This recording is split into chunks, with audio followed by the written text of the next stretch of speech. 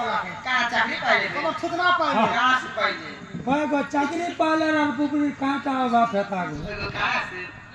फेटा तार डेढ़ ससुर ना जनी धरे ये मारा मान्य पर्सन तार डेढ़ ससुर ना काना बोल चुके तार डेढ़ ससुर ना मोला मोला ये जेटा मरी गले नहीं बोले पाई गले बोलसी शिक्षित करो बाबू आसन मान्य 85 गो दिरा केन पानी के चुरे खाइ दिथिल रब रबानी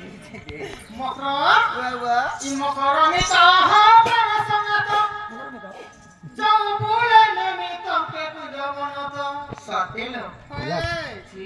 नापी करी आसना इ मकर में तो हो संगत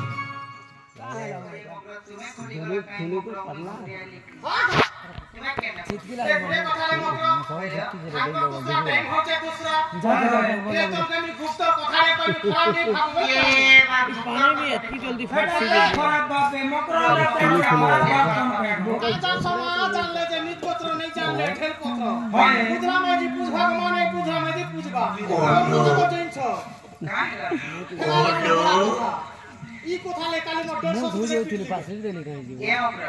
तुवे केना तू तो आला भटा दिखल छ आ तुवे केना फोटो छ तुमे केना फोटो छ तो सावाला मनोज बेला खर्च बडुडा थी जे काय कथा का करता हो आगो त्यो पिका भइला सुनो सही रूपक कतए कहिले मुई ए बात करे को हमर खतरे गए कहा आगो कथा बेला कोला कोला खो आगो मते बडा लाल लासी को तमर घर मनुष्य पिला मन पहिले हम सब तेरे जनम में अछि घर भीतर के आ कहबू मुनी जे तम घर के बडा लाल लासी मनुष्य पिला छी हमर घर मने लासी है नि बाबू सब मनुष्य पिला माने तो गो बॉम्बे के गोले काम करी अरे का से के हम एटा सब दरन जेठन माने बसे चलाऊ केना तमर दरन जेठे हां सब हमर में हे पूजा बजा संता दरन को मनुष्य पिला ने भाई तम साड़ी अरे ताल बजा संता जेठे अरे सुना रे नो बसना दे कैमरामैन फोटो